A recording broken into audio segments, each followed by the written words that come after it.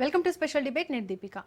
అటు శాంతి మంత్రం, ఇటు యుద్ధ గర్జన, చెప్పేదొకటి చేసేదొకటి అన్నట్లుగా మారింది అగ్ర రాజ్యాధినేత తీరు. అన్ప్రిడిక్టబుల్ ప్రెసిడెంట్గా మారిపోయారు డొనాల్డ్ ట్రంప్. ఆయన నిర్ణయంతో ఇరాన్ పాలకులు ఊపిరి పీల్చుకుంటే మెక్సికో లీడర్లు మాత్రం టెన్షన్తో ఉక్కిరిబిక్కిరవుతున్నారు. దీంతో ఒక్క రోజులోనే అమెరికా ప్రెసిడెంట్ మాట మారింది. ఇరాన్కు ఊరట కలిగింది, మెక్సికోకు భయం పుట్టిస్తోంది. కొద్ది రోజులుగా ట్రంప్ నిర్ణయాలతో లాటిన్ అమెరికాలో ఉద్రిక్త వాతావరణం నెలకొంది. ఆయన ఎప్పుడేం చేస్తారో, ఎలాంటి నిర్ణయం తీసుకుంటారో తెలియక వైట్ హౌస్ వర్గాలు సైతం విస్మయానికి గురవుతున్నారు.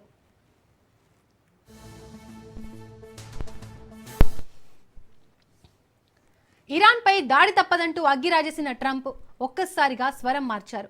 యుద్ధ హెచ్చరికల నుండి వెనుకడుగు వేశారు. నిరసనకారులపై టెహ్రాన్ ప్రభుత్వం కొంత వెసులుబాటు చూపుతోందన్న ట్రంప్ భవిష్యత్తులో ఇరాన్పై దాడి చేయబోమన్న సంకేతాలు ఇచ్చారు.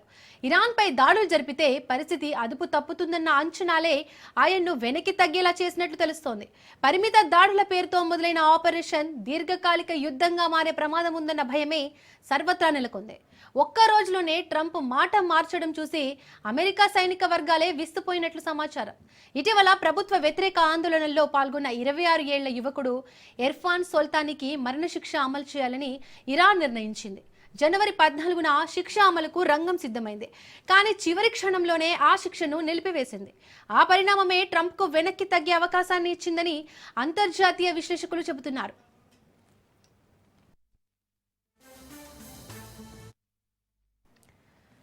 ఇరాన్పై దాడి విషయంలో ట్రంప్ వెనక్కి తగ్గడానికి ఇజ్రాయెల్ ప్రధాని నెతన్యాహు కూడా కారణం కావచ్చు. ఇద్దరు మిత్రులు ఫోన్లో మాట్లాడుకున్నారు. ఇరాన్ అంత తేలికగా తలొగ్గబోదని ట్రంప్కు నెతన్యాహు చెప్పారు. గతంలో టెహ్రాన్పై సైనిక చర్యను కోరిన బెంజమినే ఇప్పుడు దాడులు వద్దని స్వయంగా చెప్పడం ట్రంప్ను పునరాలోచనలో పడేసింది. అంతేకాకుండా గల్ఫ్లోని సౌదీ అరేబియా, ఖతార్, ఓమన్తో పాటు ఈజిప్ట్ కూడా ట్రంప్పై దౌత్య ఒత్తిడి పెంచాయి. ఇరాన్పై దాడులు జరిపితే మధ్యప్రాచ్యం మంటల్లో చిక్కుకునే ప్రమాదం ఉంది.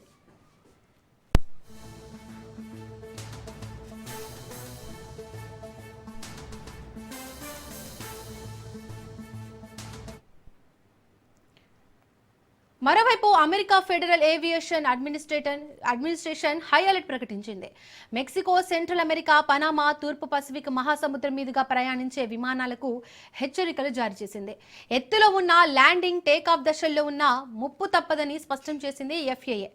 ఈ అడ్వైజరీ 60 రోజుల పాటు అమల్లో ఉంటుంది. సాధారణంగా యుద్ధ సంకేతాలు కనిపించినప్పుడే ఇలాంటి నోటీసులు జారీ చేస్తారు. ఇప్పటికే మెక్సికోపై కూడా డొనాల్డ్ ట్రంప్ తీవ్ర హెచ్చరికలు గుప్పించారు. మాదక ద్రవ్యాల ముఠాలపై దాడులకు సిద్ధమయ్యారు.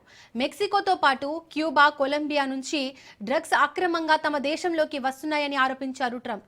విధానం మార్చుకోకపోతే వెనుజులా పరిస్థితి తప్పదంటూ ఆయన వార్నింగ్ ఇచ్చారు.